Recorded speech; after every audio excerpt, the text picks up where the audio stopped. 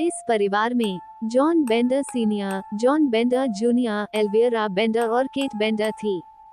सन 1971 अक्टूबर के मंथ में जॉन बेंडर सीनियर और जॉन बेंडर जूनियर ने 160 एकर्स की जमीन खरीदा जो स्थित थी Great Osage Trail, Labette County, Kansas में, जो उस समय की एकमात्र ओपन रोड हुआ करती थी वेस्ट को जाने के लिए। इसके बाद एक केबिन, एक खेत के साथ एक खलिहान और एक कुआं बनाए गए। 1871 के अंत में एल्विरा बेंडर और बेटी केट बॉबी पहुंच गए और उन्होंने केबिन को 2 कमरों में बांट दिया।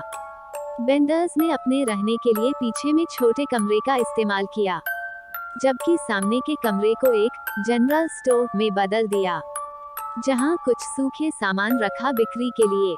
सामने वाले हिस्से में किचन और एक डाइनिंग टेबल थे, जहां यात्री भोजन खा सकते थे और रात में रह सकते थे।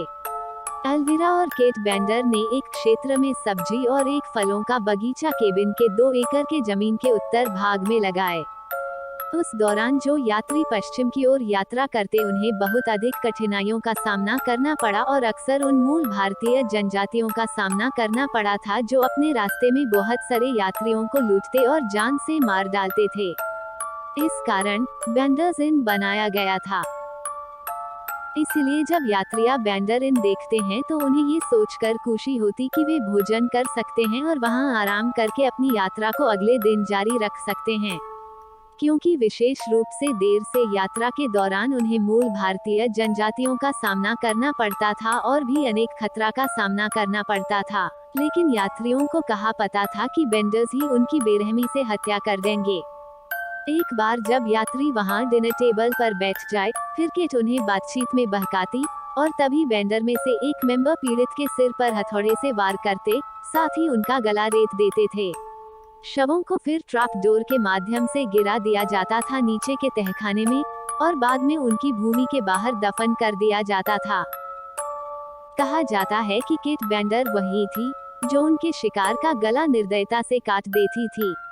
ये सिलसिला मई 1872 से दिसंबर 1872 तक चला और तभी 28 मार्च 1873 को कर्नल अलेक्जेंडर यॉर्क उसकी लापता भाई के तलाश में कैंसस आया, जो पेशे से एक डॉक्टर था। उसका नाम डॉक्टर विलियम यॉर्क था, जो खुद एक लापता परिवार के तलाश में आया था, लेकिन कभी वापस नहीं लौटा।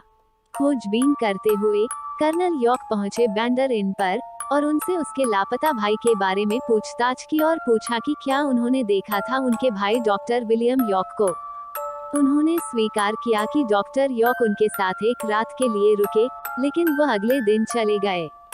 बेंडर्स ने संभावना जताया कि शायद उनके भाई मूल भारतीय जनजातियां की मुसीबत में पड़ गए होंगे।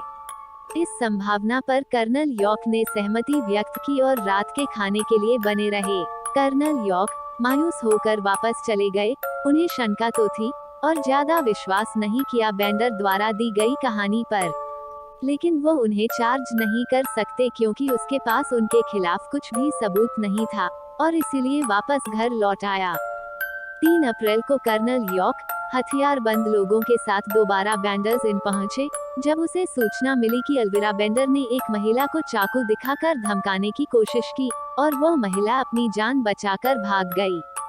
जांच करते समय छोटी बेंडर केट ने दावे का खंडन किया, ये बताते हुए कि उसकी मां एल्विरा अंग्रेजी नहीं समझती थी और इसके कारण एक गलतफहमी हुई।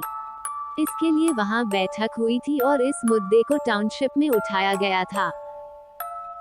टाउनशिप की बैठक के 3 दिन बाद बिली टोल नाम का एक आदमी मवेशी चला रहा था।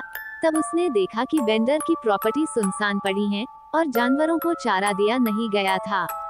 टोल ने इसकी सूचना दी टाउनशिप ट्रस्टी को, लेकिन खराब मौसम के कारण कई दिन बर्बाद हो गए बेंडर्स के लापता के जांच के लिए। टाउनशिप के ट्रस्टी ने फिर वॉलंटियर बुलाया और कई 100 लोग एक खोज दल बनाने के लिए निकले, जिसमें कर्नल यॉर्क भी शामिल थे। लेकिन जब वॉलंटियर पार्टी बेंडर्स इन पहुंचे तो उन्होंने पाया कि केबिन में खाना, कपड़ा और निजी सामान नहीं था। केबिन के अंदर एक दुर्गंध महसूस हुई। जब खोजकर्ता ने छानबीन की तो उन्हें बिस्तर के नीचे एक ट्रैपडोर मिला, जिसे कील से बंद कर दिया गया था। जब उन्होंने दरवाजा खोला तो उन्हें नीचे खाली कमरे के फर्श पर खून का धब्बा मिला। फिर उन्होंने वहां नीचे मिले एक पत्थर के फर्श को बड़े हथौड़े से तोड़ दिया, लेकिन वहां कोई शव नहीं मिला और अनुमान लगाया कि गंध मिट्टी में मिले खून से आ रहा था। फिर उसके नीचे खोदने के लिए वहां मौजूद आदमियों ने हाथों से केबिन को उठा के एक तरफ रख दिया, लेकिन वहां कोई शव नहीं मिला। फिर उन्होंने मेटल के रॉड से चारों तरफ खुदाई की, विशेष रूप से बगीचे के तरफ जहां मिट्टी को छेड़ा गया था। उसी शाम उन्हें डॉक्टर यॉर्क की लाश मिला, मुंह के बल दफन हुए। हत्या की खबर तेजी से फैल गई और 3000 से ज्यादा लोग वहां पहुंच गए। यहाँ तक के पत्रकारों सहित न्यूयॉर्क शहर और शिकागो आदि के लोग भी वहां पहुंच गए। बैंडर्स की संपत्ति से कुल 11 शव खोदे गए, लेकिन कोई नहीं जानता कि बैंडर्स ने कुल कितने मासूमों की हत्याएं की थी। अलेक्जेंडर यॉर्क, जो उस समय के राज्य के सेनेटर भी थे, बैंडर्स परिवार के गिरफ्तारी के लिए $1000 का इनाम देने की पेशकश की, और उस समय कैंसस के गवर्नर थॉमस ए ओसबोर्न ने भी की बैंडर्स के गिरफ्तारी पर $2000 का इनाम रखा। लेकिन इस सब के बाद बैंडर्स के परिवार को फिर से कभी नहीं देखा गया और वे बस गायब हो गए।